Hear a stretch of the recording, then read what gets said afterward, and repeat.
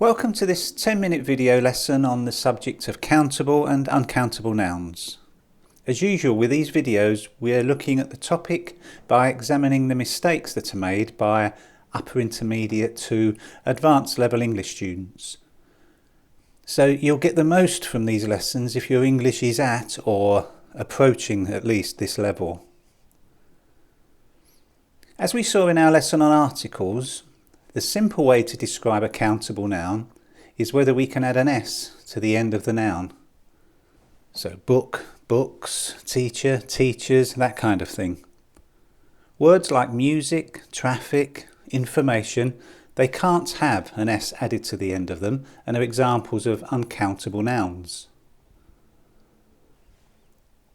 Now, if students make a mistake with an uncountable noun, it can often lead to other mistakes being made in words that accompany the noun. For example, perhaps the wrong form of the verb is used, or the wrong determiner, like many instead of much.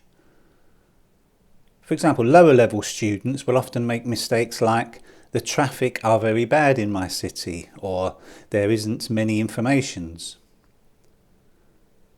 But it's not just lower level students who have these problems. Here are some mistakes made by upper intermediate to advanced level students who've recorded themselves trying our online IELTS speaking practice tests. Can you spot the mistake in each sentence? Stop the video now and start again when you've looked through all the statements.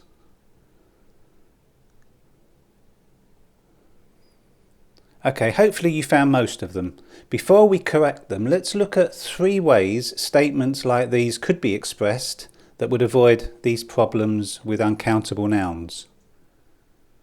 Well, obviously, to begin with, you should learn which words are uncountable, and then remember to use them together with the accompanying verbs or determiners in the regular form. For example, you'll know words that describe objects like milk or sugar, and those that describe general abstract nouns like happiness or joy, that these can't be counted and they don't take an S. Now there are lots more very common ones like information, advice, research. Because they're uncountable, you should use the verb with them in the singular form or use a singular determiner. And remember that some nouns, though uncountable, they still end in an S, such as news, and should be treated as a singular noun, for example. Now, of course, it's vital that you develop your breadth of vocabulary at advanced level, and you should make a point of learning synonyms for uncountable nouns, including countable nouns. For example, now here, scenery and luggage are uncountable nouns, whilst views and suitcases are countable. But when you're doing this, you'll often have to pay attention to the context in order to find the correct synonym. For example, the uncountable noun equipment could be replaced with words like tools, or instruments, or devices, but each would have a different use. For example, a builder would use tools, a doctor would use instruments, whilst someone who's mad on technology might have lots of devices. So we've looked at the importance of recognising uncountable nouns and also of building your vocabulary to include synonyms. But what happens if there isn't a synonym, but you need to express the uncountable noun in a plural form? Well, another option is to use what's called a partitive expression. Now this sounds very complicated, but instead of partitive, think parts or measure. So, for example, we know we can't use the word information in the plural form.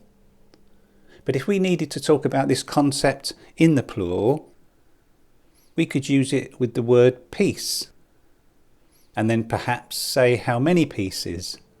So we could say several pieces of information. Piece is a very useful word, by the way, as it collocates with lots of different uncountable nouns, such as a piece of cake or a piece of advice. Here are some more very common partitive expressions.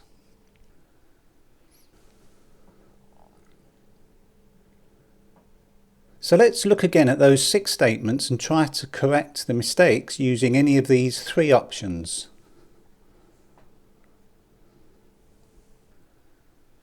Okay, the mistake here is of course that rainfall is uncountable and shouldn't be ending in S. Now one way we can express this is to use the word in the singular and change the verb and the determiner.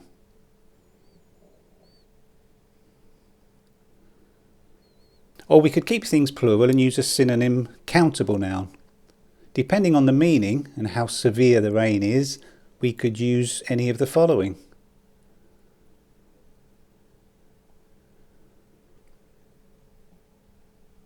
The uncountable noun here is research, so again we could put it into the singular form.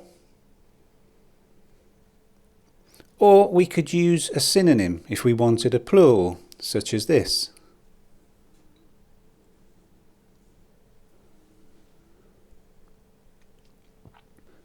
The uncountable noun here is of course land. Now we could express this keeping the uncountable noun and changing the determiner.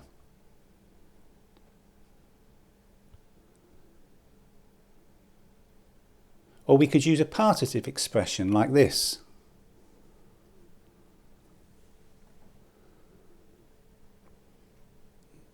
Landscape is uncountable, so probably the most suitable correction would be this.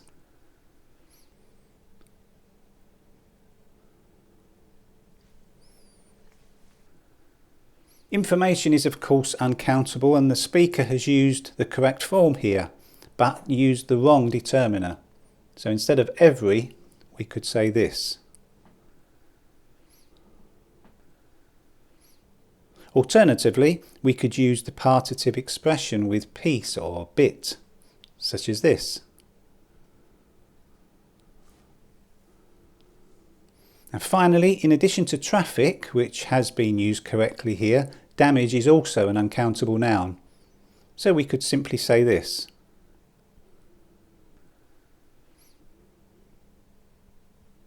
Okay, that's the end of this quick lesson on uncountable and countable nouns. If you have any questions, leave them in a comment below. And if you're preparing for Cambridge FCE, CAE or CPE, please don't forget to visit flo-joe, our website for Cambridge exams. IELTS students should head over to ieltsspeaking.co.uk for lots of free materials to help you prepare for the speaking paper. And finally, for general speaking practice, visit splendidspeaking.com. Speaking skills for advanced learners of English.